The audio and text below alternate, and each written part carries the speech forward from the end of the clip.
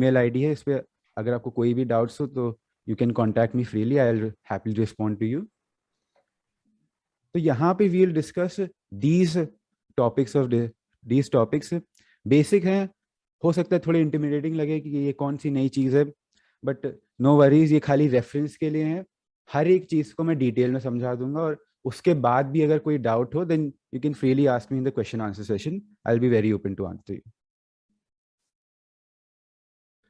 So our first question over here is why cybersecurity? कि भाई why do we even need cybersecurity? और even after that, even if you understand कि cybersecurity क्यों चाहिए, उसकी ज़रूरत क्या है हमारे लिए, स्पेसिफिकली सीए ऑफिसर्स के लिए। तो मैं सबसे पहला पॉइंट आपके लिए ये है, कॉन्फिडेंशियल फाइल या data, any piece of data और information in your possession whose modification, deletion or access to an unauthorized personnel causes significant harm। अब ये तो बहुत ही टिपिकल इंग्लिश डेफिनेशन थी, मगर सिंपली अगर बोला जाए तो क्या है, अगर आपके पोजेशन, आपके पास वर्चुअली आपके कंप्यूटर पे, अभी आप अपने दिमाग में सोच लीजिए कोई ऐसा डेटा, ऐसी फाइल, ऐसी इंफॉर्मेशन है जो आप नहीं चाहते किसी ऐसे इंसान को मिले जो उसको एक्सेस कर पाए, उसको डिलीट कर पाए, परमानेंटली डिलीट कर दे, आपको वापस ना मिले, उसमें कुछ चेंजेस कर दे, या उसको वो किसी और को ऐसा दे दे जिससे आपका लॉस हो, आपकी फर्म का लॉस हो, या आपके क्लाइंट फर्म का रिलेशन या आपके क्लाइंट का लॉस हो, तो वो कॉन्फिडेंशियल फाइल या डेटा में आएगा। वो वाला एरा चला ही गया है when we used to think confidential file data ये सारे गवर्नमेंट प्राइवेट रिकॉर्ड्स होंगे कि भाई न्यूक्लियर बॉम्ब कैसा है, वो that's not the thing anymore. Confidential file और डेटा की ये बेसिक डेफिनेशन है। और अगर मैंने जितना आपको अभी तक बताया इसमें से अगर आपको लगता है कि आपके पास ऐसा कोई इंफॉर्मेशन है, then you need cyber security. It's basically saying आप एक बैंक हो, आपके पास पैसा है आपके पोजीशन में अपने अकाउंट होल्डर्स का, और आप सिक्योरिटी लेने से मना कर रहे हो, वो तो गलत बात होगी ना। सिमिलरली ओवर है, and I am sure 99.9% of CA firms, आप लोग का कुछ ऐसा फाइनेंशियल डॉक्यूमेंट जो भी हो, I am not well aware with that, but I know that you guys know कि क्या ऐसा आपके पास हो सकता है।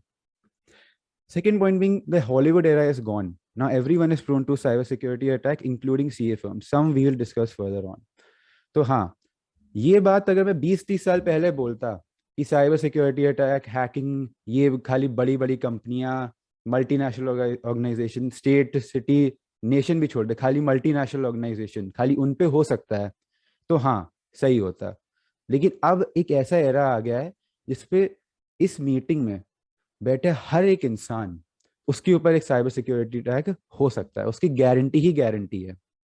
और मेरे हिसाब से अभी हम लोग जब डिस्कशन कर रहे थे, आप लोग भी बात कर रहे थे कैसे शिशिर चाचू के साथ अनफॉर्चुनेटली कैसा इंसिडेंट हुआ, और ये होता रहता है। मैं भी अभी प्रेजेंटेशन में कुछ एक दो ऐसे केसेस डिस्कस करूंगा ताकि हम लोग को भी नॉलेज हो जाए उनसे कैसे डील करते हैं, बट ये होता रहता है and this can happen. So last point being changing the no precaution only mitigation after problem attitude which many people have। अब ये तो इंग्लिश में भी फिर से कॉम्प्लिकेटेड लिख दिया, बट यहाँ पे कहने का क्या मतलब है, जो हमारा एक जनरल एटीट्यूड है कि जब होगा तब देखा जाएगा।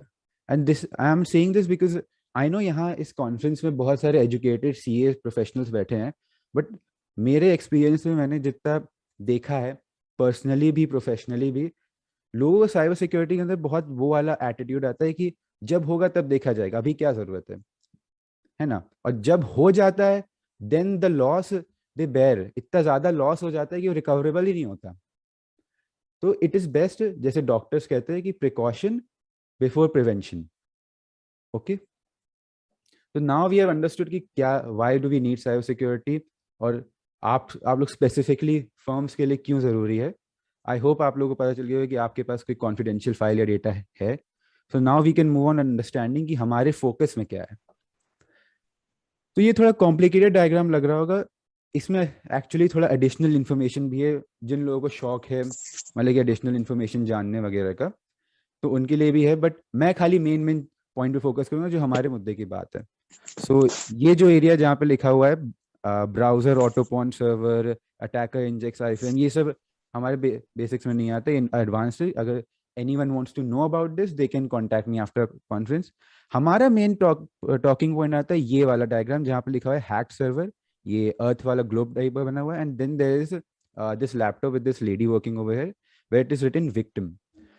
सो यहाँ पे what am I trying to explain, imagine करिए देयर इज इलेक्ट्रिसिटी हमारे घर में, सबके घर में इलेक्ट्रिसिटी आती है. कहाँ से आती है? पावर स्टेशन से, सब सर्किट हाउसेस से. सब सर्किट हाउसेस से हमारे घर में कैसे आती है? वायर से आती है. Now why am I explaining this?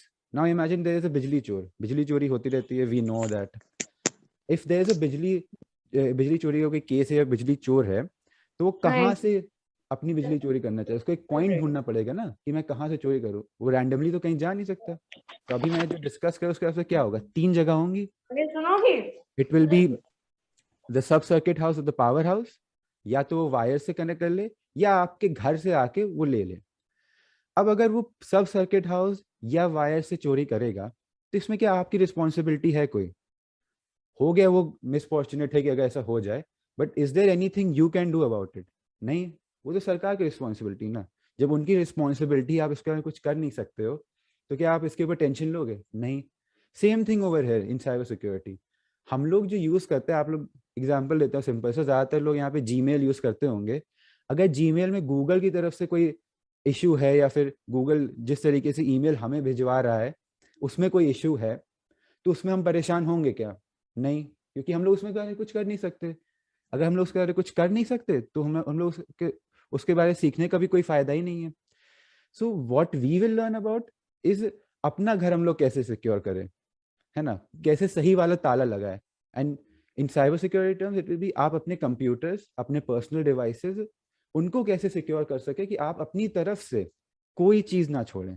That's the main point over here. तो अब ये समझ आ गया कि हम लोग को किस चीज पे फोकस करना है. लेट्स अंडरस्टैंड कि किस टाइप के साइबर अटैक्स होते हैं. ये कोई ऑफिशियल डिफरेंशिएशन बाइफर्केशन नहीं है.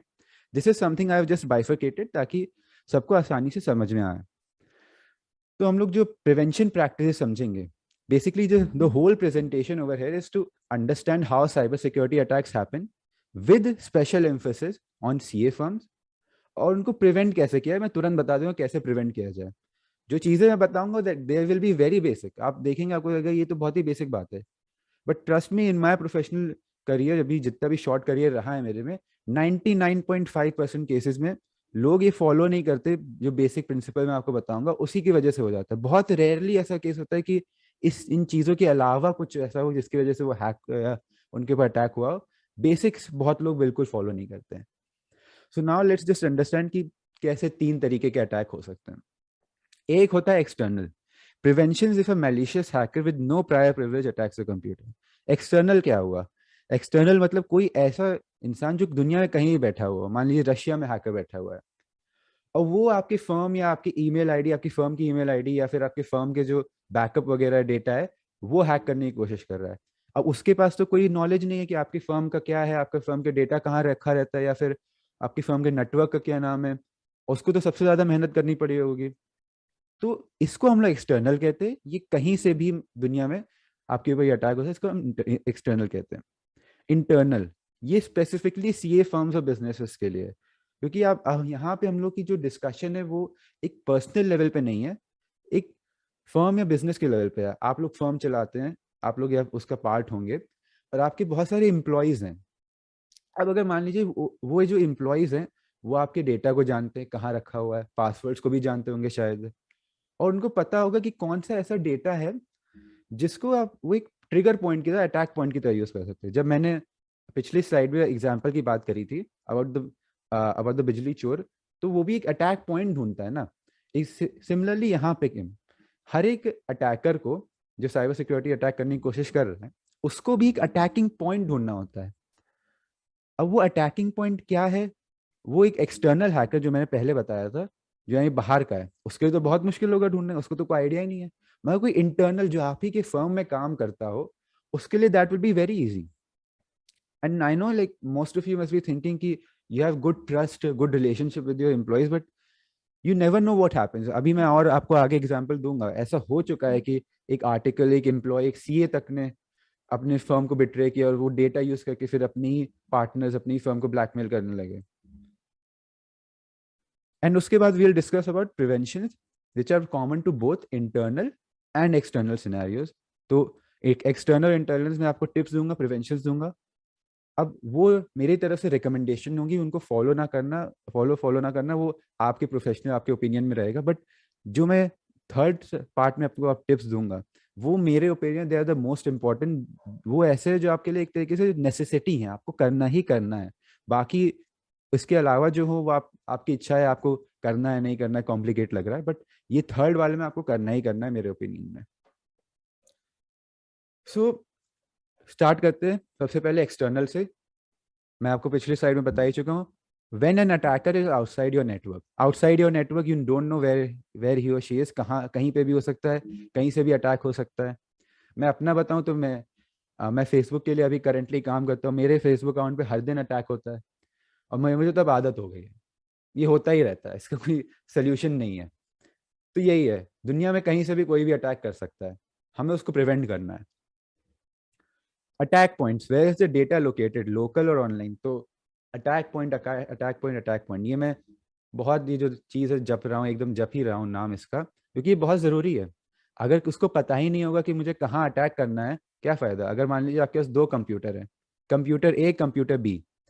कंप्यूटर बी पे आपने अपने फर्म का सारा डेटा स्टोर रखा है, कंप्यूटर ए पे कुछ नहीं है, मतलब लेकिन नॉर्मल खाली वर्किंग कंप्यूटर है। तो जो अटैकर है, हैकर है, वो कंप्यूटर ए पे अटैक करके क्या करेगा, उसको कुछ मिलेगा ही नहीं। हैक कर भी लिया तो क्या मिलेगा, कुछ नहीं। तो उसके लिए ये आइडेंटिफाई करना कि कहाँ है वो ज़रूरी है, और उसको ये आइडेंटिफाई करना है कि कहाँ है, हम यही चीज़ यूज़ करके अपने आप को सिक्योर कर सकते हैं। हम लोग क्या कर सकते हैं, अगर उसको ये आइडेंटिफाई करना है कि कहाँ हमें अटैक करना है, तो जहाँ हमारा डेटा स्टोर होगा, भले ही हम सभी कंप्यूटर्स को सिक्योर ना कर, लेकिन जहां डेटा स्टोर हो कम से कम उस जगह को हम बहुत सिक्योर कर दें। और यहीं पे आती है सबसे टिप नंबर 1, कि why is online storage like Google drive better. तो डेटा स्टोर करने की दो जगह होती हैं बेसिकली, एक होता है लोकल, जिसको हम कहते हैं लोकल, एक होता है ऑनलाइन। लोकल मीन्स आप अपने कंप्यूटर पे, आपके कोई फर्म का कंप्यूटर होगा, वहां पे डेटा स्टोर्ड है। ऑनलाइन मतलब कोई बड़ी क्लाउड सर्विस है, जैसे गूगल ड्राइव हो गई, माइक्रोसॉफ्ट वन ड्राइव हो गई। यहाँ पे क्या करते हैं, आप अपनी फाइल्स उनके सर्वर पे अपलोड कर देते हैं, और वो उनका ध्यान रखती है, वो अपने आप पे स्टोर करते हैं। तो अब ये गूगल ड्राइव, माइक्रोसॉफ्ट का ये सर्विसेज हैं, ये क्यों अच्छी हैं भाई, इसमें क्या खास है ऐसा।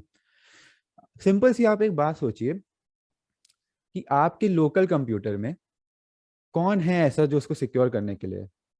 आई एम अज्यूमिंग कि मोस्ट ऑफ यू, आपके पास कोई साइबर सिक्योरिटी एक्सपर्ट या फिर आईटी प्रोफेशनल ऐसा हायर्ड नहीं होगा, क्योंकि वो महंगे भी आते हैं, दे आर अभी नीडलेस है। बट ऐसा कौन है आपको सिक्योर करना, आपका कोई ज़्यादा से ज़्यादा एक एंटीवायरस होगा। गूगल, माइक्रोसॉफ्ट के सर्वर्स में 5,000 6,000 engineers graduated from the top universities of the world, they are working day night की हम इस सर्वर को सिक्योर रखें। तो वहाँ पे ऑफ कोर्स आपका डेटा फिर और सिक्योर होगा, वहाँ इतने सारे लोग काम कर रहे हैं कि आप ही का डेटा सिक्योर रहे। तो इसीलिए इट इज बेटर कि आप अपना जो भी, अगर सारा नहीं तो कम से कम जो सबसे इंपॉर्टेंट डेटा है, वो तो आप एक ऑनलाइन क्लाउड स्टोरेज पे स्टोर करें। और ये क्यों है, ये बैकअप के लिए भी अच्छा है, बिकॉज मैंने बहुत सारे केसेस सुने हैं जिसमें मान लीजिए अटैकर आपकी फाइल नहीं ले पाया, या उसको चेंज नहीं करवा, लेकिन डिलीट कर दिया। अगर डिलीट कर दिया तो I am assuming you CA firm, आप लोग को जरूरत पड़ती है फाइल्स की एज प्रूफ, एज एविडेंस। तो अगर वो फाइल ही नहीं होगी, जो डॉक्यूमेंट ही नहीं होगा, तो आपका तो फिर भी लॉस हो गया ना। तो having a backup is also necessary, backup के बारे में भी मैं और बात करूंगा। एंड बैकअप में ये आपका ऑनलाइन होना ही चाहिए, कि कोई ऑनलाइन सर्विस पे आप कर रहे हो। Harder to execute, easier to prevent. अब इसमें थोड़ा ये आ जाता है कि भले ही ये साउंड तो कर रहा है कि बहुत इंटिमिडेटिंग है, कहीं से भी कोई अटैकर अटैक करके छीन सकता है डेटा वगैरह, मगर रियलिटी में इसको एग्जीक्यूट करना कंपेरेटिवली ज़्यादा मुश्किल होता है, क्योंकि भाई वो ऑफ कोर्स बाहर है, कहीं और है, उसको क्या पता आपका क्या है क्या नहीं है। इसीलिए इसको एग्जीक्यूट करना उसके लिए आसान है, हमारे लिए इससे बचना आसान है, वो बढ़िया है। अब आती है मेरे हिसाब से one of the most important slides in this presentation and overall, वो है password safety and two factor authentication. मेरे हिसाब से password safety is one thing which is neglected by everyone, 100%। And 100% सब लोग निग्लेक्ट करते हैं। आई एम टेलिंग यू, यहाँ पे मैंने नीचे लिखा हुआ भी है, ये खाली 4 पॉइंट है। इन 4 पॉइंट में से आप एक भी फॉलो कर लोगे ना, आपका चांस ही नहीं है कि आपका पासवर्ड हैक हो। लेकिन 99.995% लोग करते ही नहीं है, when I used to work for Facebook, हमारे पास यही मेन इश्यूज आते थे दैट हम लोग अपनी तरफ से तो सब सिक्योर कर रहे हैं, मगर लोग ही नहीं करते थे, लोग फॉलो ही नहीं करते प्रॉपर पासवर्ड प्रैक्टिसेस। तो सबसे पहली चीज क्या है, पासवर्ड कॉम्प्लेक्सिटी। अब वो बड़ा लिखा हुआ है बट मैं आपको सिंपल समझा देता हूँ। आपका पासवर्ड आसान नहीं होना चाहिए गेस करने में, वो थोड़ा कॉम्प्लेक्स होना चाहिए। और when I mean complex, I also mean कि ऐसा भी ना हो कि आपके जानने वाला भी कोई आसानी से गेस करे।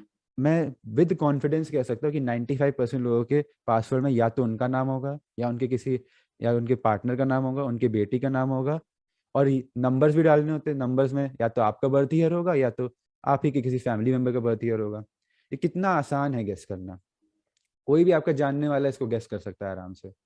और अगर मान लीजिए कोई बाहर से अटैक भी कर रहा है तो वो तो आसानी से देख ही सकता है, आपका नाम क्या है, फेसबुक पे जाओ देखो कि क्या बर्थ ईयर है, आसानी से हो गया। ये बता रहा हूँ कि बहुत लोग करते ही करते हैं। तो फिर आपको क्या करना चाहिए? अब मैं ये नहीं कह रहा कि आप बहुत ही कॉम्प्लिकेटेड पासवर्ड बना दो फिर याद ही ना रहे, फिर फायदा क्या रहा। मैं ये कह रहा हूँ हम लोग एक बीच का पॉइंट ढूंढते हैं कि जहाँ पे पासवर्ड मुश्किल भी ना हो, आपको याद रहने में आसानी हो, और ऐसा भी ना हो कि बहुत वैसा वीक टाइप का है। तो कैसे, मान लीजिए आपका क्लास 5th में कोई बेस्ट फ्रेंड था, क्लास 5th में, क्लास 6th में, जो भी हो, बहुत टाइम पहले, उसका आपने नाम डाल दिया पासवर्ड में। ये मैं क्यों कह रहा हूँ, क्योंकि हम लोग एक ऐसे इंफॉर्मेशन ढूंढ रहे हैं जो आप ही को पता हो। अब आप बताइए ऐसे कितने लोग होंगे जिनको पता होगा कि आपका क्लास 5th या क्लास 6 में कौन सा बेस्ट फ्रेंड था? एक दो मैक्सिमम। बट लेकिन आपकी डॉटर, आपके सन का नाम क्या है, वो कितने लोग जानते हैं? 100, 200, 1000। आप लोग तो सीए प्रोफेशनल, इतने सारी जानकारी वाले लोग हैं। तो यही है। And the same thing for year. एक ऐसा ईयर जो हो सकता है आपके लिए सिग्निफिकेंट हो किसी भी वजह से, बट वो खाली आपको पता है कि ये आपके लिए सिग्निफिकेंट हो, ताकि दूसरे ना जान पाए।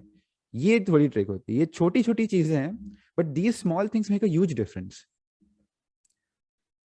Second thing for us is password rotation. अब पासवर्ड हम लोगों ने अच्छा बना तो लिया, बट उसको चेंज करते रहना भी जरूरी है।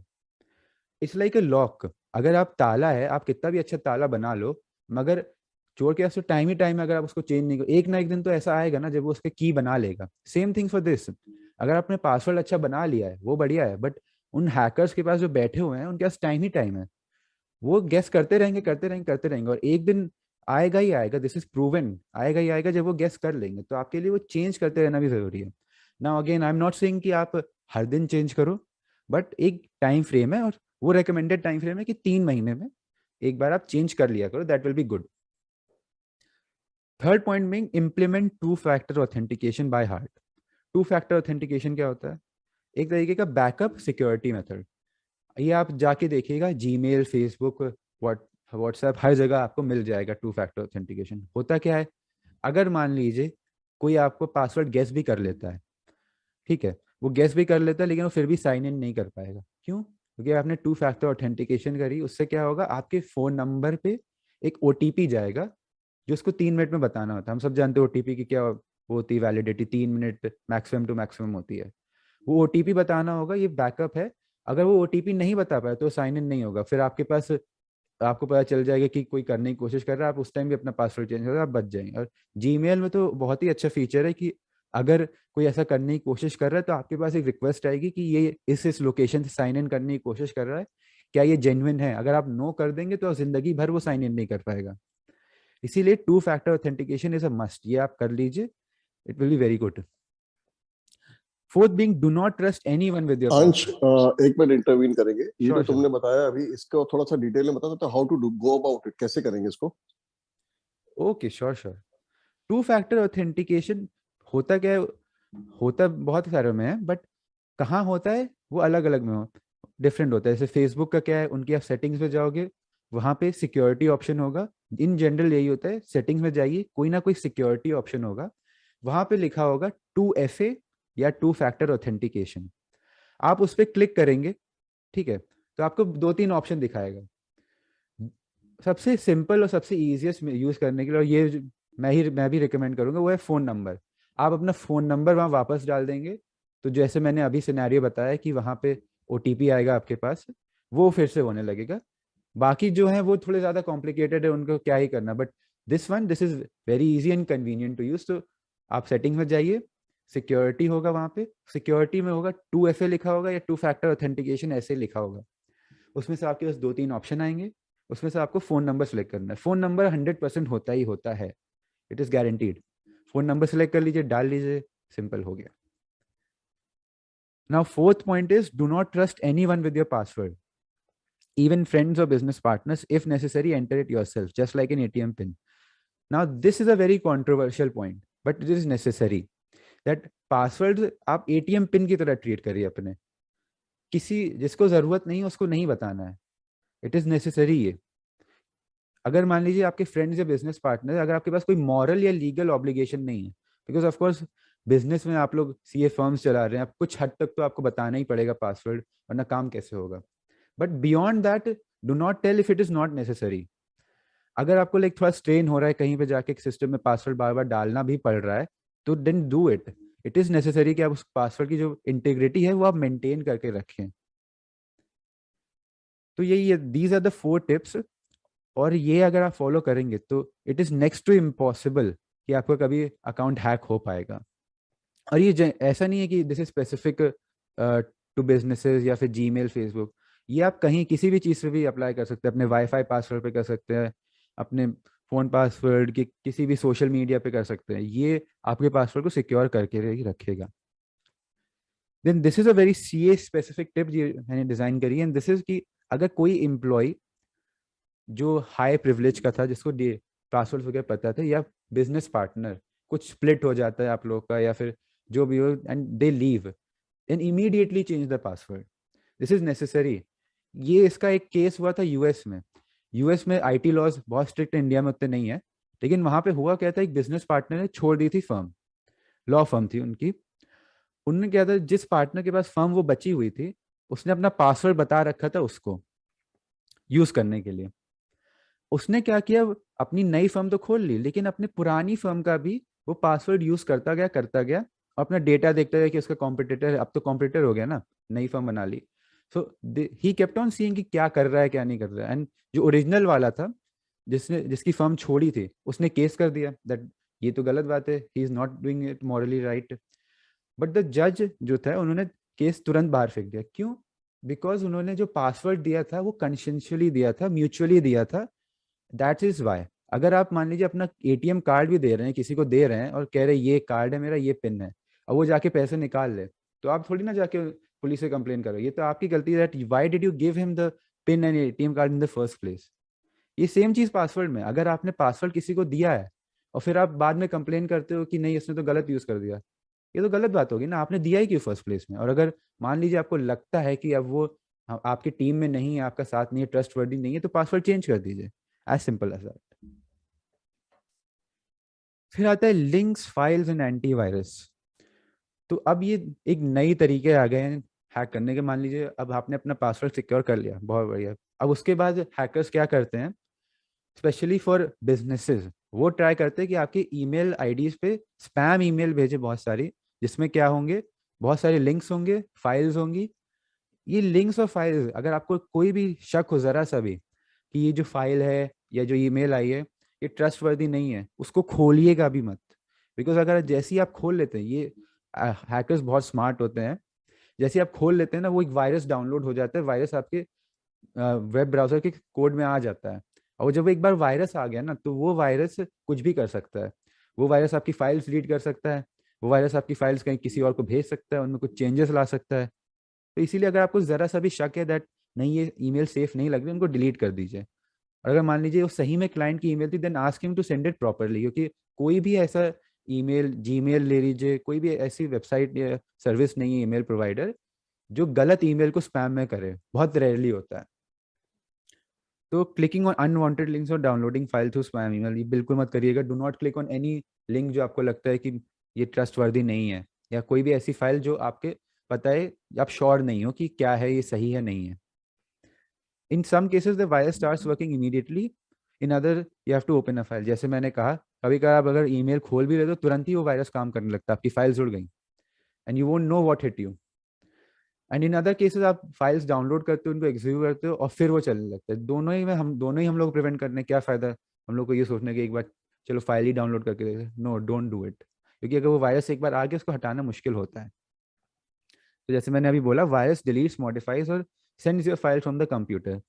Reason why online storage is better, तो अगर आपको याद हो मैंने अभी बताया था कि क्यों ऑनलाइन स्टोरेज ज़्यादा बेटर होती है, और ये उसका एक और रीज़न आ गया यहाँ पे कि ऑनलाइन स्टोरेज में आपको वायरस वगैरह की टेंशन नहीं करनी है।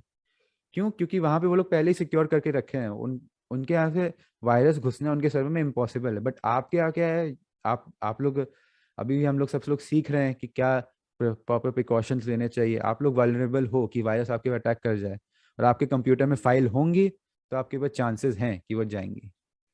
तो इसीलिए good antivirus is also necessary. चलो लेट्स होप ना हो, बट अगर मान लीजिए वायरस आ भी गया, then you need a good antivirus जो उसको अच्छे से तुरंत डिटेक्ट कर ले। और for a big entity like a CA firm, मैं रिकमेंड करूंगा कि कोई भी प्लीज आप लोग फ्री या फिर वैसे टाइप के एंटीवायरस के लिए ना जाएं। आप एक अच्छा सा पेड सब्सक्रिप्शन ले ले। It is not that expensive, it's like 1000 rupees per month, और आपके अच्छे खासे लाइक 10-15 कंप्यूटर्स कवर अप हो जाते हैं उसमें। जैसे मैकेफी का आता है, नॉर्टन का आता है, ये आप रख लीजिए, आपका अच्छा रहेगा वो। इम्पैक्ट हो सकता है इसका अगर आप ये ना करें, अगर ये वायरस आपके किस, जैसे मैंने आपको बताया था, अगर आप एक कंप्यूटर में अपना डेटा स्टोर करते हैं, अगर ये वायरस वहां पे आ गया तो पूरा डेटा आपका कॉम्प्रोमाइज हो जाएगा, एंड देन आपको कुछ समझ भी नहीं आएगा कि क्या करना है। एंड प्लस इंडिया में साइबर सिक्योरिटी लॉज भी उतने स्ट्रिक्ट नहीं है। आप अपने बलबूते पे हो over here, and if this happens then there is nothing much you can do. तो फाइनल हमारे इस डिस्कशन से क्या टिप आया, that do not open emails from any unknown sources. अगर कोई भी आपको सिंगल सा भी डाउट है तो प्रैक्टिस सेफ्टी प्रिकॉशन, और उसको डिलीट कर दीजिए, आगे बढ़िए। हम भी चलते हैं। तो ये यहाँ पे हमारा एक्सटर्नल का डिस्कशन खत्म होता है। हम लोग बस समराइज करने के लिए लिख दिया कि क्या आपको करते रहना चाहिए। डूज है आपके, इंस्टॉल सिक्योरिटी अपडेट्स और कंप्यूटर। बेसिकली अगर आपने एंटीवायरस ले लिया जो मैंने रिकमेंड करा था, तो उसके लिए अपडेट्स वगैरह भी आप डाउनलोड करते रहिए। अनवांटेड ईमेल्स पे क्लिक ना करिए, वही अभी बताया था। और आप हमारे इंपॉर्टेंट क्या है यहाँ पे, अटैचमेंट्स या कोई भी ऐसी फाइल डाउनलोड ना करिए जिसके आपको बिल्कुल ज़रा सा भी शक है। I am repeating this point multiple time because this is very important. Many people miss this. वो सोचते हैं कि चलिए एक बार देख लेते हैं खोल के क्या जा रहा है, जैसे ही आप खोलते हैं वहीं पे फर्स्ट मिस्टेक हो जाती है, वहीं पे वायरस काम करना शुरू कर देता है। और कोई भी अनवांटेड वेबसाइट या पॉपअप पे भी क्लिक ना करें, वो भी आपको नुकसान कर सकता है, हानिकारक है। बैकअप जरूर रखिए हर एक टाइप के डेटा का। तो मैंने जैसे आपको बताया ऑनलाइन क्लाउड स्टोरेज पे आप रख सकते हैं। You need to do that, that will be very good for you. आगे बढ़ते हैं। अब वो जैसे मैंने बोला, इन एक्सटर्नल का तो डिस्कशन खत्म हो गया, but now comes internal. This might be a bit controversial but is very necessary to understand. Businesses में आजकल ये बहुत हो रहा है कि ज्यादातर मैं देख रहा हूँ 70-60% जो अटैक्स हो रहे हैं वो अंदर से हो रहे हैं, कोई एम्प्लॉय असिस्ट कर रहा है उसको। और ये अब इंडिया में भी प्रेवलेंट हो रहा है। तो इंटरनल, जैसे मैंने बोला, when an attacker is privileged user inside your network. Privilege user का मतलब ही यही होता है कि उसके पास कोई प्रिविलेजेस हैं जो किसी बाहर वाले के पास नहीं होंगी। प्रिविलेजेस मतलब उसके पास एक्सेस, उसको पता है कि कौन से कंप्यूटर में क्या है, पासवर्ड पता है आपकी ईमेल आईडी का। तो यहाँ पे हमारा मेन फोकस यही होगा, क्योंकि ये सीए ऑफिस से काफी रिलेट करता है, और हमारा मेन फोकस पॉइंट भी यही होगा। तो एक्सटर्नल की तरह यहाँ पे ये नहीं है कि अटैकर अननोन है, ये नहीं है कि वो एकदम ब्लाइंडली, जैसे कहते हैं ना, अंधेरे में तीर मार रहा है। नहीं, उसको अच्छे से पता है वो कहाँ तीर मार, उसको पता है कि टारगेट कहाँ है, उसको पता है कि कितनी स्पीड से तीर मारना है ताकि टारगेट पे लग जाए।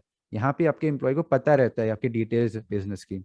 तो इसीलिए यहाँ पे हम लोग दो चीज़ों पे फोकस करेंगे। एक तो ऑफकोर्स हम लोग फोकस करेंगे प्रिवेंशन हो जाए, ऑफकोर्स हम लोग चाहते नहीं कि ऐसे कोई सिचुएशन आए। सेकंड, हम फोकस करें कि मान लीजिए अगर हो भी गया तो हम कैसे आइडेंटिफाई करें किस एम्प्लॉय ने करा है, कि ये डेटा लीक हुआ कहाँ से।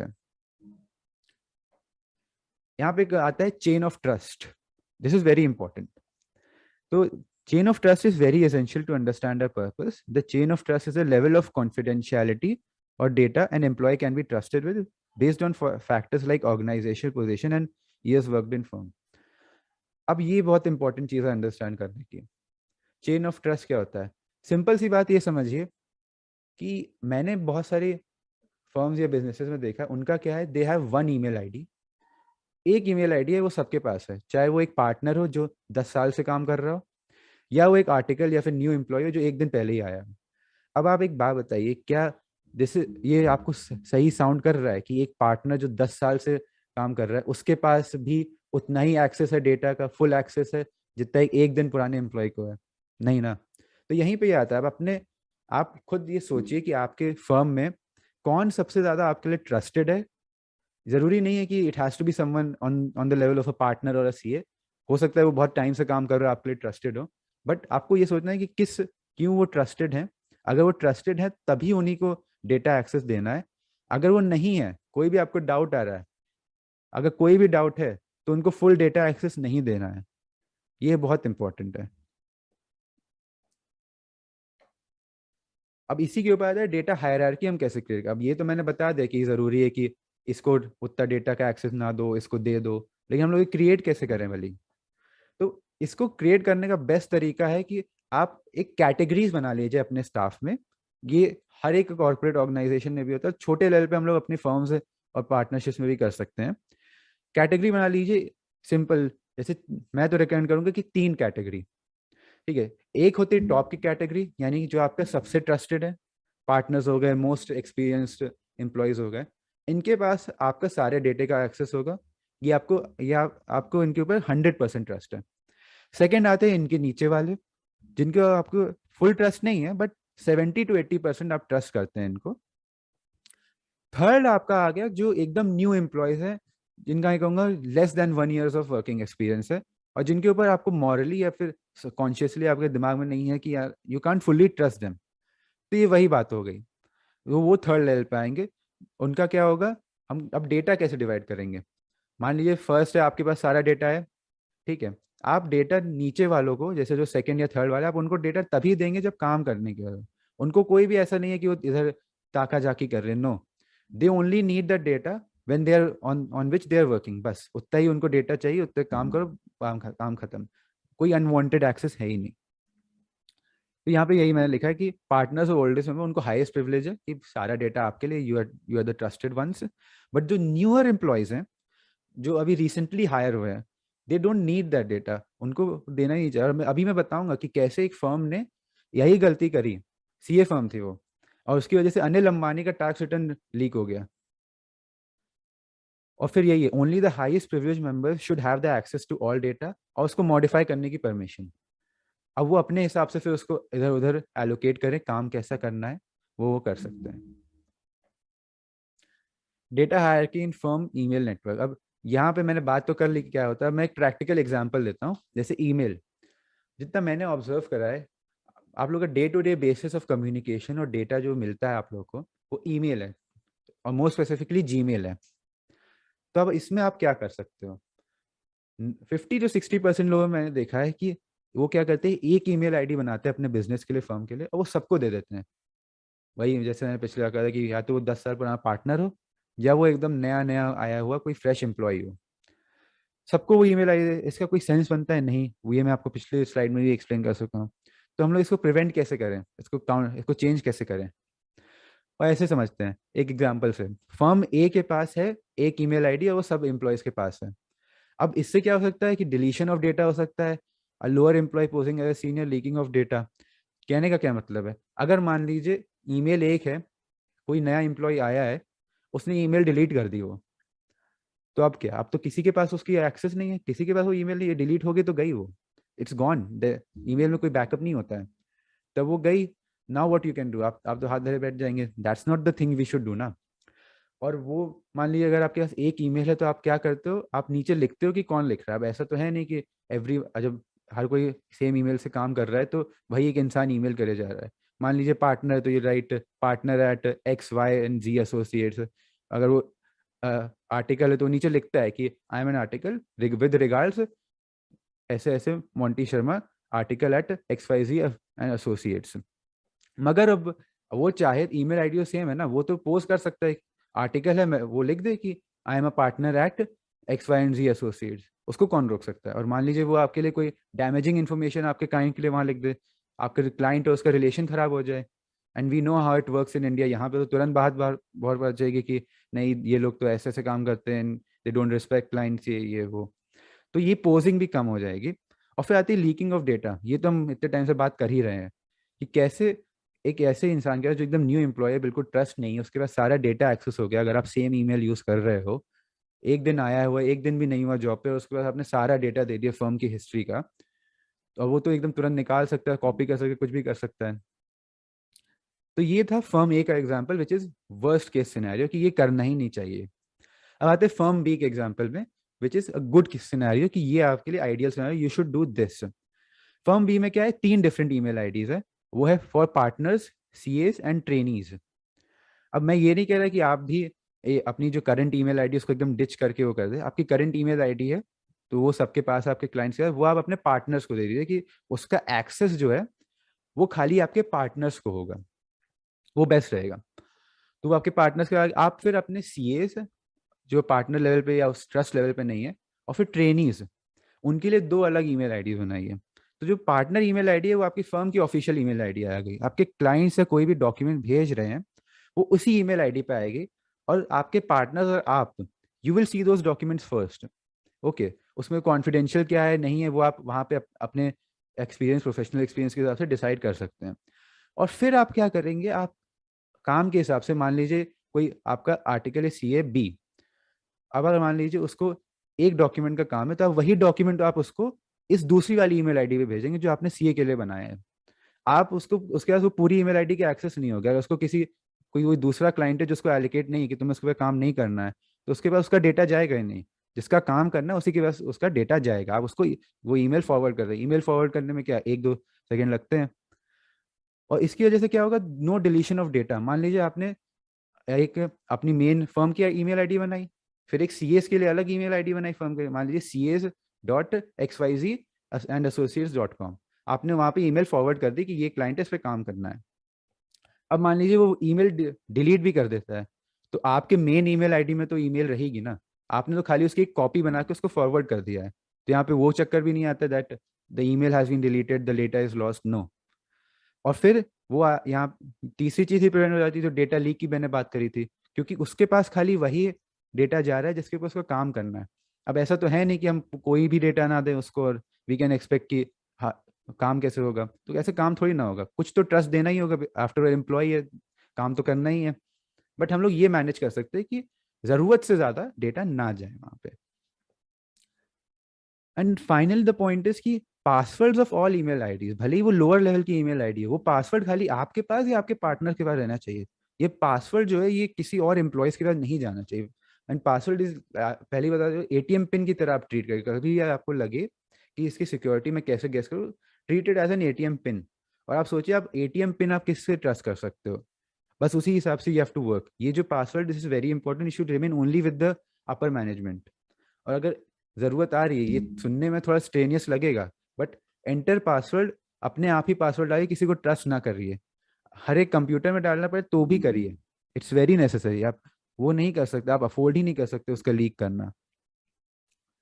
अब एक कॉशन भी है मेरी तरफ से कि ये हम एक सिनेरियो है जिससे आपका काम बढ़ सकता है, ये हमें प्रिवेंट करना है, which is over saturation of email IDs. Over saturation मतलब क्या, ये तो मैंने रिकमेंड कर दिया आपको कि आपके फर्म में इन जनरल 3 ईमेल आईडीज होनी चाहिए। अब वो आपके ऊपर, आप कितनी रखना चाहते हो, बट ये भी है कि आप बहुत ज्यादा ना रख दो। मान लीजिए सबके लिए अलग अलग कर दिया, मान लीजिए 20, आप 10-20 email IDs you have created. अब उसको आप खुद ही सोचो, उसका मैनेजमेंट, उसका क्या, किसका क्या पासवर्ड है, that management will be very difficult. तो हमें क्या करना है, हमें ये भी नहीं करना है कि पूरी फर्म एक ईमेल आईडी पे चल रही है, हमें ये भी नहीं करना है कि पूरी फर्म में खाली 15-20 ईमेल आईडी चलती है, वो वही नहीं हो अंश, पाएगा। एक क्वेश्चन पूछते हैं। हाँ हाँ बिल्कुल। नॉर्मली क्या होता है, हमने देखा कि पीपल गो फॉर डोमेन। जैसे हाँ हमने ले लिया pdagarwal.com, हाँ हाँ। और उसके बाद सारे पार्टनर्स के नाम से संजीव@pdgarwal, पीयूष@pdgarwal। हम्म। तो क्या will this make any difference in security, for security angle? Sure sure. तो ये एक बहुत अच्छा पॉइंट आपने लिया है। First of all, domain vying ये मैं एंड में रिकमेंड करना चाहता था, अदर सोल्यूशन है, because domain vying is paid. तो ये जरूरी नहीं है, बट डोमेन अगर आपका खुद का है तो वो एक extra secure layer of security add करता है। तो first thing that is good, क्योंकि बिकॉज डोमेन है, पर्सनल डोमेन से एक एक्स्ट्रा लेयर ऑफ सिक्योरिटी होती है। दूसरी चीज, अगर आपके पास डोमेन होता है तो आप अपने एम्प्लॉयज का उस पर भी, जैसे पीयूष अंकल ने भी बताया, तो आप उसका पर्सनलाइज्ड ईमेल बना सकते हो। और मैं जैसे बता रहा हूँ, यहाँ पे तो मैं 3 रिकमेंड करी। अब डोमेन खरीदने से क्या है, आप अपने अलग अलग हर एक एम्प्लॉय का अलग अलग कर सकते हो। और उससे क्या होगा, मान लीजिए आपने अपने एक एम्प्लॉय है, मान लीजिए शाम है, शाम को आपने एक फाइल दी क्लाइंट के ऊपर काम करने के लिए, और खाली श्याम काम कर रहा है, you send it to sham@xyz&associates.com, ये ईमेल आईडी आपकी बन गई। अब आपको कल को पता चलता है कि समहाउ उसी फाइल का जो डेटा है वो आपके किसी कॉम्पिटिटर फर्म या फिर आपके क्लाइंट के किसी कॉम्पिटिटर को मिल गया है, तो आपके लिए ये ट्रैक करना कितना आसान हो गया कि ये तो श्याम नहीं करेगा, क्योंकि उसकी एक्सेस श्याम के पास ही थी। ये कितना आसान हो गया। अब यहीं पे अगर मान लीजिए आपके पास होती कि एक ही ईमेल आईडी पूरे फर्म की, कितने 20-25 लोग हैं, और उन 20-25 लोगों में से तो कोई भी ईमेल देख सकता था ना, और उन 20-25 लोगों में से कोई भी उसको लीक कर सकता था, तो आपके लिए खुद भी गैस करना कितना मुश्किल हो जाता है।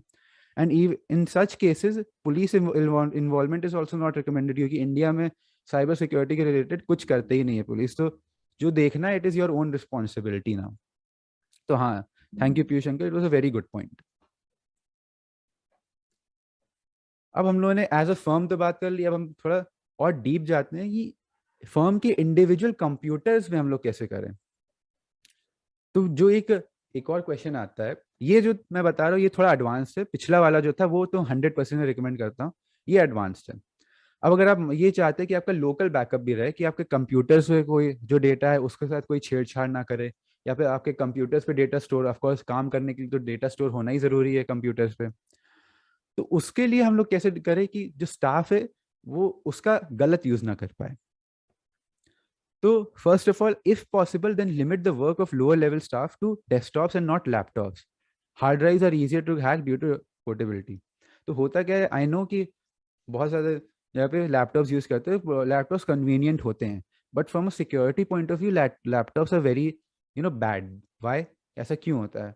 क्योंकि जो मेन डेटा होता है, चाहे आप मान लीजिए एक एम्प्लॉय के पास उस हार्ड ड्राइव में है लैपटॉप के, वो काम कर रहा है, उसके पास एक्सेस नहीं है उस हार्ड ड्राइव का, लेकिन फिर भी ऐसी होते हैं, इंडिया में ही होते हैं, वो लोग क्या करेंगे, वो लैपटॉप लेंगे, हार्ड ड्राइव निकालेंगे, उसका सारा डेटा निकाल लेंगे। और ये होता है। डेस्कटॉप में क्या होता है, डेस्कटॉप में आपको पूरा डेस्कटॉप उठा के ले जाना होता है, और वो करना बहुत मुश्किल होता है, वो आपको पता चल जाएगा। बट लैपटॉप्स का क्या है, वो तो कोई भी उठा के ले जा सकता है and you won't know it. And this sounds like a very basic thing, but ये हो चुका है बहुत सारे लोगों के साथ। और मैं भी बता रहा हूँ, एक लखनऊ में ही था, I was reading about it in an article. उनकी गोल्ड ज्वेलरी की शॉप थी, एंड उसमें उनके एक टैक्सिंग डॉक्यूमेंट था कि उनके सेल्स और बिल्स वगैरह का। एम्प्लॉय ने क्या करा, नया एम्प्लॉय था, लैपटॉप पे था, वो लैपटॉप ले गया। ऐसी एक शॉप थी लखनऊ के पुराने मार्केट में, वहां पे उन्होंने हार्ड डिस्क से वो डेटा निकाला, and that employee blackmailed his business employer. क्यों? बिकॉज वो लोग थोड़ा अंडर रिपोर्ट कर रहे थे अपनी earnings to to escape taxes. तो ये होता है, and this is very necessary to prevent.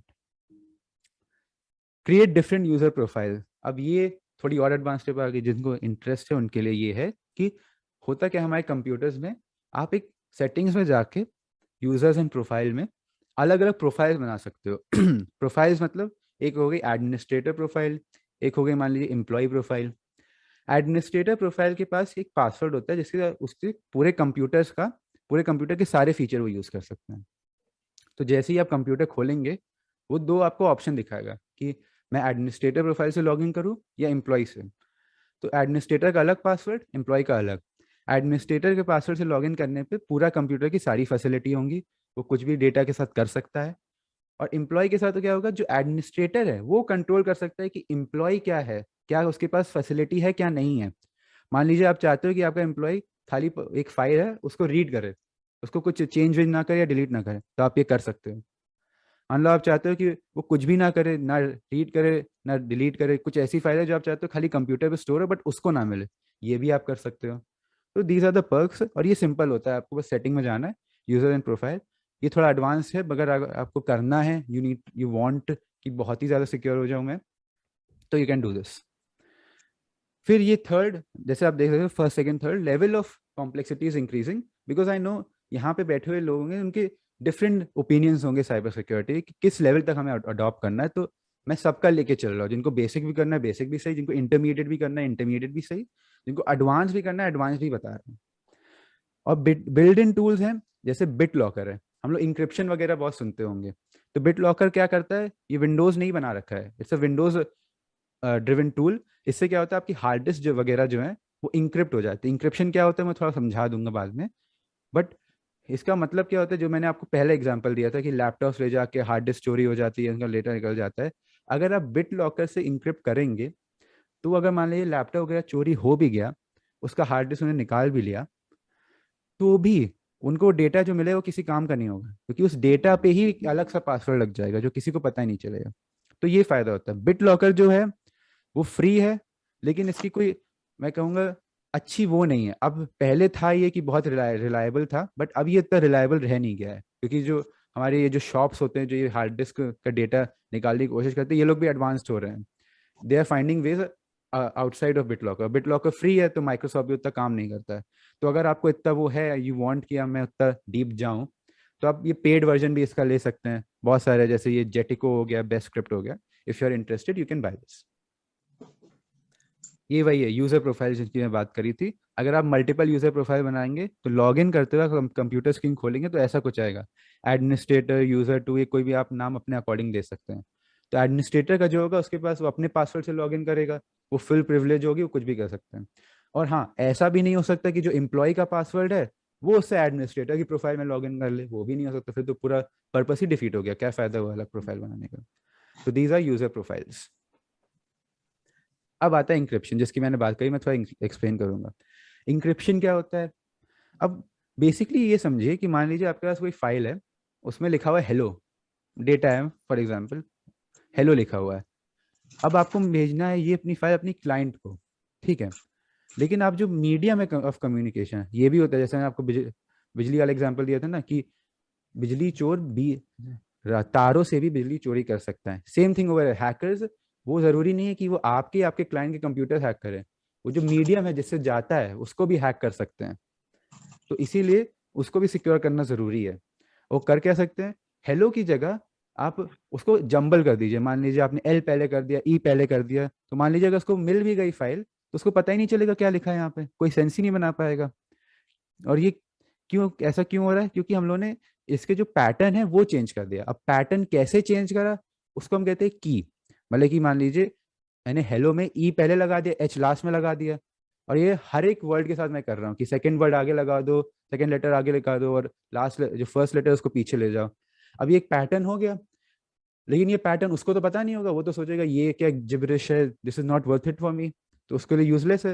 लेकिन ये जो पैटर्न है, ये जो की है, ये आपके क्लाइंट को पता होगा, तो उसको पता होगा कि इसको अनकोड कैसे करना है। अब ये है, ये भी एडवांस्ड है। ये मैं पर्सनली प्रोफेशनली रेकमेंड नहीं करूंगा। क्यों? क्योंकि ये बहुत एडवांस्ड है और इसकी अभी इतनी लो लेवल पे जरूरत नहीं होती है। अगर मान लीजिए करना भी है तो जैसे मैंने बोला, नॉड लॉकर और AX स्क्रिप्ट करके सॉफ्टवेयर हैं, you can use them, but personally and professionally I won't recommend this. ये थोड़ी एडवांस नॉलेज है, जिनको करना है दे कैन डू दिस। अब मैंने जैसे बोला था कि इंटरनल और एक्सटर्नल ये हमारा हो गया है। अब मैं बताऊंगा कि हम लोगों ने इतनी सारी टिप्स डिस्कस करी, प्रिवेंशन मेथड्स डिस्कस करें, वो मेरे रिकमेंडेशंस थे, बट उन सब में से कौन से ऐसे 4-5 हैं जो मेरे हिसाब से आपको करने ही करने हैं। जैसे इंक्रिप्शन का मैंने आपको बताया कि जरूरी नहीं है, ये बहुत एडवांस है, बहुत बड़े बड़े कंपनीज की चीज़ें हैं, बट ऐसी कौन सी चीज़ जो आपको करनी का है। तो first of all antivirus. Antivirus वो भी पेड वाला, not free, please, because free antivirus can also contain virus, ये भी होता है। फ्री एंटीवायरस में वायरस आ गया। सो यूज अ पेड एंटीवायरस, वो भी उतने महंगे नहीं आते, like I told you 1000 rupees per month for 10-15 computers, ये आप करिए। यूजर प्रोफाइल, अगर आपको इंडिविजुअल कंप्यूटर सिक्योरिटी चाहिए तो different user profiles, they are also must, जो मैंने आपको समझाया। स्ट्रॉन्ग पासवर्ड्स, उस पर तो मैंने इतना लंबा फोकस करा था, strong passwords are also important. And finally जो पासवर्ड के साथ मैंने रिकमेंडेशंस दी थी कि डू नॉट क्लिक और डाउनलोड अनवांटेड और unknown files, that is very important. तो जैसे मैंने अभी आपको बताया कि बाकी जितनी भी टिप्स मैंने पूरी प्रेजेंटेशन में, वो तो यू कैन इम्प्लीमेंट, बट ये जो 4-5 है ये मेरी तरफ से है कि ये आपको कर लेना चाहिए। This is my professional opinion. Increase safety, no guarantee. Just a second.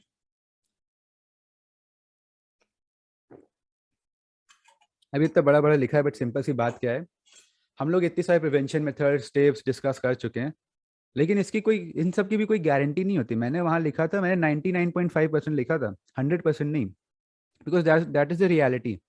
Even in Dettol वगैरह में लिखा रहता है दैट 99.9% जर्म्स किल्ड होते हैं, वो I भी full was just going guarantee to है. say this only. Yes. हाँ, they don't take full guarantee because होती ही नहीं है, chances are always there. Like तभी तो आप सुनते होगे, अगर मान लीजिए फेसबुक, एप्पल, इतनी बड़ी बड़ी कंपनीज, उनके यहाँ इतने वेल टू डू, इतने बढ़िया सिक्योरिटी इंजीनियर्स है, वो भी हैक हो जाते हैं. मैंने खुद हैक कर रहे हुए हैं. And now if a 17-year-old can hack Apple and Facebook, then तो professional hacker can definitely hack CA firms. हम लोग बस अपनी तरफ से पूरी तैयारी कर सकते हैं. हम लोग ये गारंटी लेके नहीं कर सकते. ये आपका माइंडसेट नहीं होना चाहिए कि मैंने ये कर दिया, मैं 100% ही सिक्योर्ड हूँ. नहीं, there is nothing as 100% security. Cyber security में कोई ब्रह्मास्त्र नहीं होता. ये मैंने ब्रह्मास्त्र यूज करा और मैं 100% सिक्योर हो गया, नहीं. There is no such thing as a Brahmastra. आप आप ले सकते हैं, आप टिप्स यूज कर सकते हैं, मेरी रिकमेंडेशन यूज कर सकते हैं, अपनी तरफ से कुछ कर सकते हैं. But don't create this mental आप अपना थिंकिंग कि 100% security exist. It doesn't exist. और ये एक फैक्ट है, आप रियलिटी है, एक्सेप्ट कर लीजिए इसको. That will be much better for you going in the future. Backups, तो मैंने तो बैकअप्स मेंशन कर दिया स्टार्टिंग में. मैं सोच रहा हूँ थोड़ा और इनके ऊपर इलैबोरेट कर दूं बिकॉज दे आर इंपॉर्टेंट. तो बैकअप्स आप ऐसे सोचिए, मेरे जब मैं ये प्रेजेंटेशन की तैयारी कर रहा था, तो one major concern I got from your fellow CA professionals was they were worried कि उनके आपके प्रोफेशन में लीगली आपको डॉक्यूमेंट्स रखने ज़रूरी होते हैं. अब अगर ये डॉक्यूमेंट्स ही डिलीट हो जाए तो आपका प्रूफ चला जाता है. तो इसीलिए इन डॉक्यूमेंट्स का बैकअप होना ज़रूरी है. और बैकअप ऐसा नहीं कि आपकी फर्म में 3 कंप्यूटर, आपने तीनों में वो सेम डॉक्यूमेंट स्टोर कर दिया, इसका क्या फ़ायदा हुआ. बैकअप ऐसे कि आपने एक कंप्यूटर पे स्टोर करा, एक आपने एक क्लाउड में कंट्रोल स्टोर कर दिया, जैसे मैंने बताया था गूगल ड्राइव वगैरह पे. और तीसरा वाला सेफ्टी पर्पसेस के लिए, कि मान लीजिए पहले तो गलती से हो जाए, चांसेस भले कम है कि दोनों कॉम्प्रोमाइज हो जाएं, लेकिन मान लीजिए अगर हो गए, बाय गॉड हो गए, तो तीसरे वाले में आप कर रहे हैं और तीसरा वाला दूसरे वाले से डिफरेंट हो. कहने का क्या मतलब है कि दूसरा वाला मान लीजिए आपने गूगल के सर्वर पे स्टोर करा है, तीसरा वाला माइक्रोसॉफ्ट के में. अब ये क्यों जरूरी है कि भाई अभी अलग अलग क्यों करना है हम लोग को. ऐसे समझिए, फॉर एग्जाम्पल आपका जो सेविंग्स वगैरह वो एक बैंक अकाउंट में स्टोर्ड है. अब वहाँ पे मान लीजिए चोरी हो गई, तो आपको अगर फिर से करना होगा, तो आप उसी बैंक अकाउंट में थोड़ी ना जाके आप करेंगे, आपका ट्रस्ट ही उठ गया उसके ऊपर से. तो इसीलिए अगर एक कंपनी मान लीजिए गूगल कॉम्प्रोमाइज हो गया, किसी ने हैक कर लिया, तो आप अपना बाकी का डेटा फिर से जाके गूगल पे थोड़ी ना स्टोर करेंगे. आपके लिए बेटर होगा आप माइक्रोसॉफ्ट पे स्टोर करें. इसीलिए तो एक फर्स्ट बैकअप, ये मेरी रिकमेंडेशन है. फर्स्ट बैकअप आपका एक पार्टनर या फिर जो आपका मोस्ट ट्रस्टवर्दी आईटी पर्सन हो, उसके कंप्यूटर में सारी फाइल्स होनी चाहिए. आपका लोकल हो गया कि आपके कामकाज के लिए. सेकंड, आपका गूगल या किसी भी ऐसी ट्रस्टेड क्लाउड कंपनी में होना चाहिए. तीसरा भी आपकी क्लाउड कंपनी में होना चाहिए, but different from the second one. मान लीजिए पहला वाला गूगल में करा, तो तीसरा वाला गूगल में नहीं, तीसरा वाला माइक्रोसॉफ्ट है, कुछ ऐसे. तीसरा वाला I am seeing from a cost effective purposes. अगर आपको जरूरी लगे तो ही तीसरा वाला करिए, वरना फर्स्ट टू में भी you are good to go. और यहाँ पे गूगल ड्राइव और माइक्रोसॉफ्ट भी मैं बहुत ही सोच समझ के रिकमेंड कर रहा हूँ, क्योंकि इनका क्या होता है, आपको खुद से जाके फाइल नहीं डालनी होती है. या एक बार अपने कंप्यूटर से कनेक्ट कर लीजिए, ये अपने आप फाइल अपडेट करते रहते हैं, तो आपको वो भी टेंशन नहीं है कि मेरे बैकअप हो रहा है नहीं हो रहा है.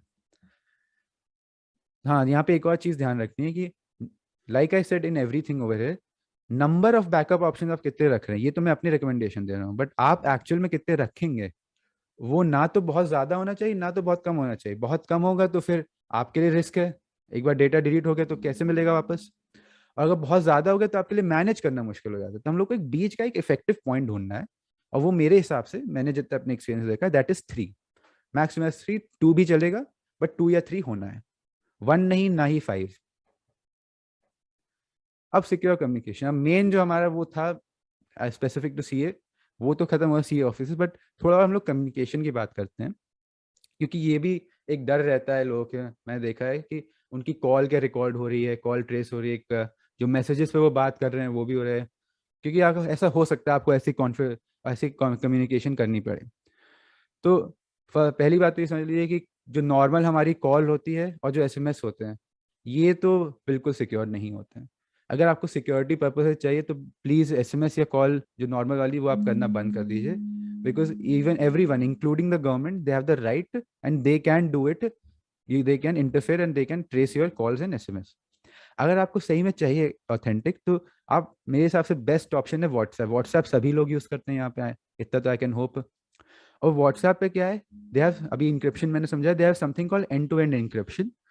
बेसिकली यही होता है कि उनके जो उनकी कॉल्स होती हैं, उनके जो मैसेजेस होते हैं, वो कोई बीच से जाके उसको देख नहीं सकता है, including the government, including Indian government, कोई उनको देख नहीं सकता है।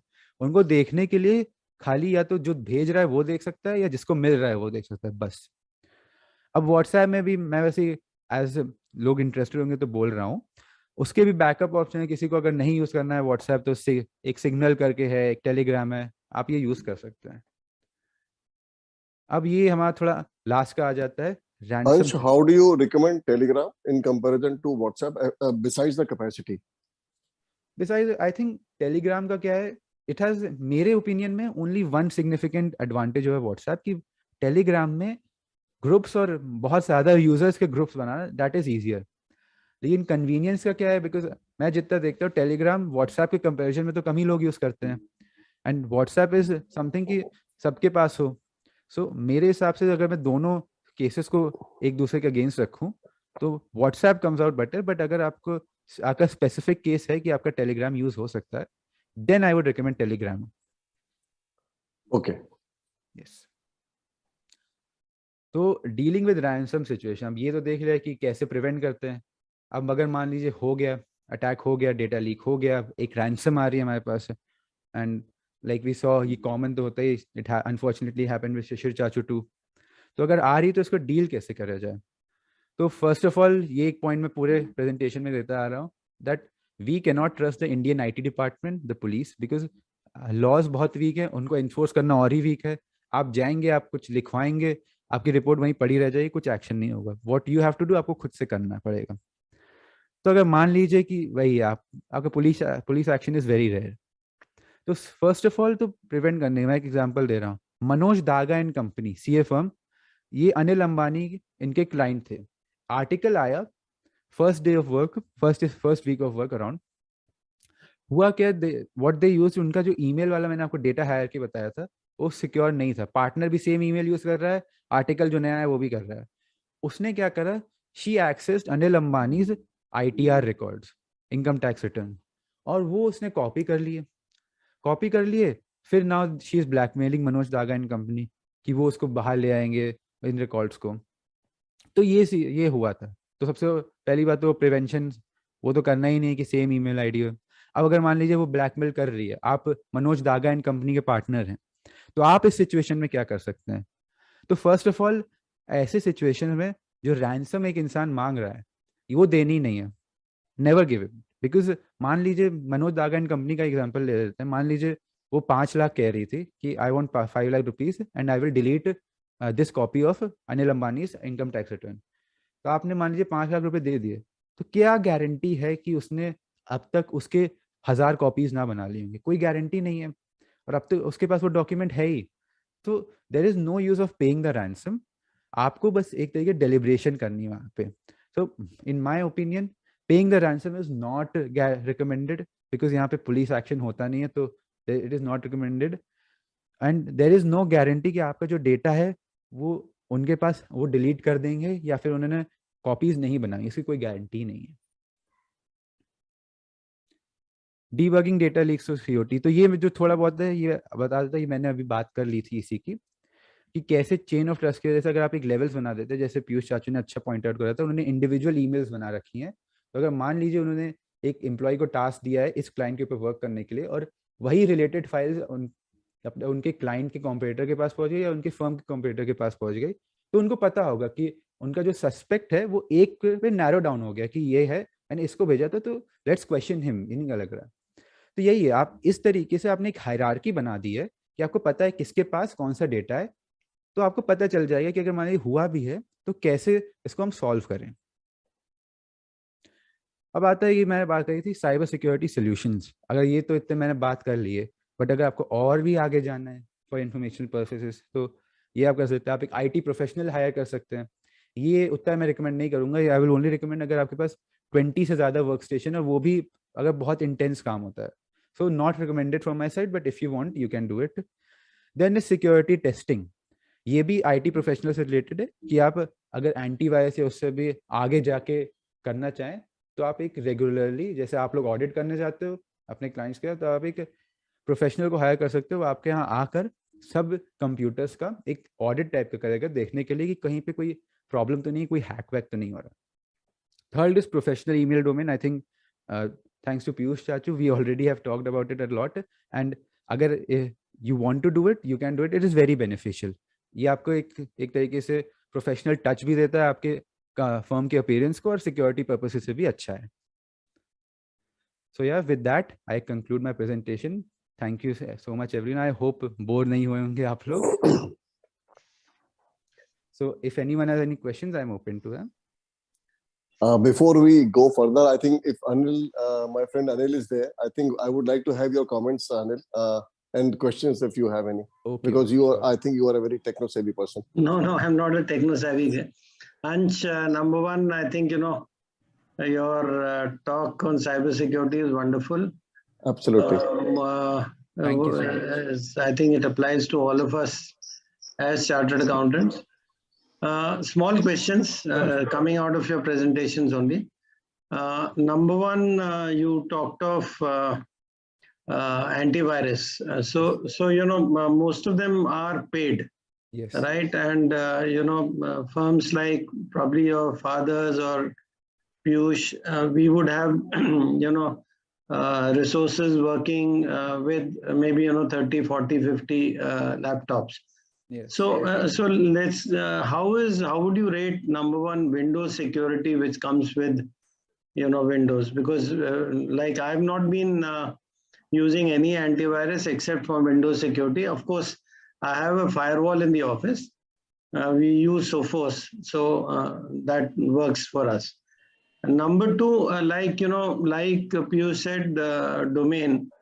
So if I have a Gmail domain, I think, together with that also comes, I think 15 GB of free data space. So maybe, because CA firms में बहुत मुश्किल होता है कि, suppose 30-40 लोग हैं, and expecting them to, access a single server or and then storing the entire data there, generally practically नहीं होता है. मैंने बहुत कोशिश करी है इतने सालों में, कभी भी नहीं हो पाता है.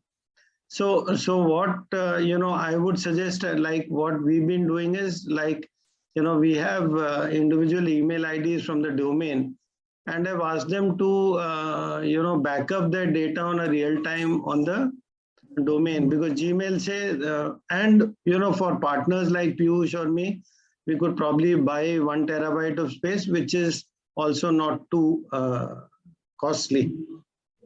So the third question, which may not relate to you, is is it possible, like one big problem जो हम लोगों को CA firms में आती है, like all of us have certain not exactly IPs, but something specific to a firm.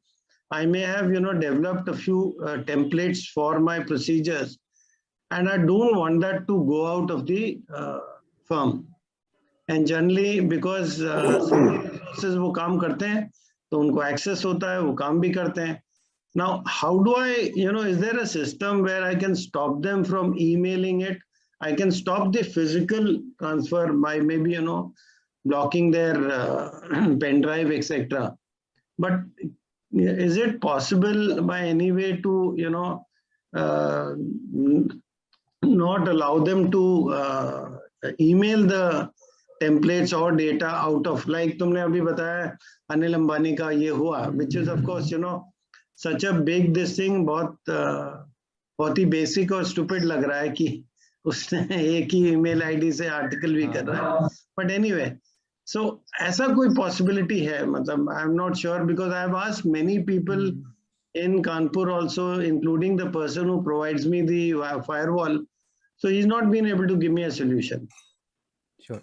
But anyway, congratulations to both you and Dharmendra, of course, for the wonderful talent we have in Kanpur. And, after hearing you, I'm sure, at the age of 17, even when I gave my first this thing, I had everything in my stomach, and I was, way above it. same thing happened with me, Anil, and I think how can no one can say this was a made in Delhi edition. So only when you told me you were 17, I remembered you were 17. तो तुम्हारी speech सुन के तो बिल्कुल ही कहीं से नहीं लग रहा था. So congratulations to you, to of course both Pooja and Dharmendra for the wonderful talent we have in Kanpur, and most of all, I think Piyush and Arun for getting you on this thing, right? So just a small questions. All right. First of all, thank you so much for your compliments and the questions. So yeah, तो सबसे पहले I'll start with your first question, which is antivirus and the feasibility. तो you talked about firewall. तो firewall एक तरीके से first line of defense आ जाता है, and then you have Windows Defender. Windows Defender के साथ क्या है? It is a very good basic level. अगर मान लीजिए हम लोग free या basic level के antivirus की बात कर रहे हैं, तो I would say it is the best. But अभी क्या है? Recently in 1 or 2 years, Microsoft ने क्या करा है? They have started being a bit lenient on these free services. Like मैंने BitLocker की भी बात करी, जो Microsoft का encryption tool है. What they are doing is that they are not focusing much on Windows Defender and BitLocker. वो क्यों कर रहे हैं? Because of course ये free है, इसमें उनको कोई फायदा नहीं हो सकता. They are committing less resources. इससे क्या हो रहा है? जो bugs निकल रहे हैं Windows Defender और BitLocker में, BitLocker पहले बहुत अच्छा होता था, अब उसको decrypt करना बहुत आसान हो गया है.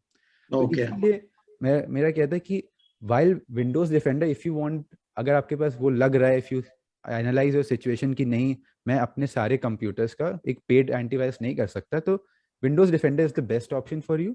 But अगर आपके पास ये resources and you think that you have the resources for a paid antivirus, तो you can, I would recommend you go to a paid antivirus.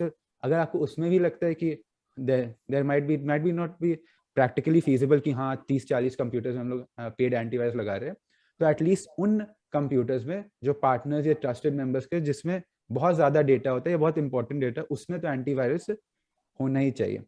Firewall का भी क्या है? फायरवॉल इज लाइक, वो तो नाम से ही समझ आता है, जिन लोगों को मैं समझाने की कोशिश कर रहा हूँ, it's a one way defence. But firewall भी अब टेक्निकली इतने गिफ्टेड हैकर्स आ गए हैं कि if they try, firewall can also be defeated. तो हम लोग ये नहीं कोशिश करते कि हम लोग के पास एक डिफेंस है, हम लोग उसको ही स्ट्रॉन्ग करें, हम लोग मल्टीपल लाइंस ऑफ डिफेंस बनाने की कोशिश करते हैं. That's the Okay. या.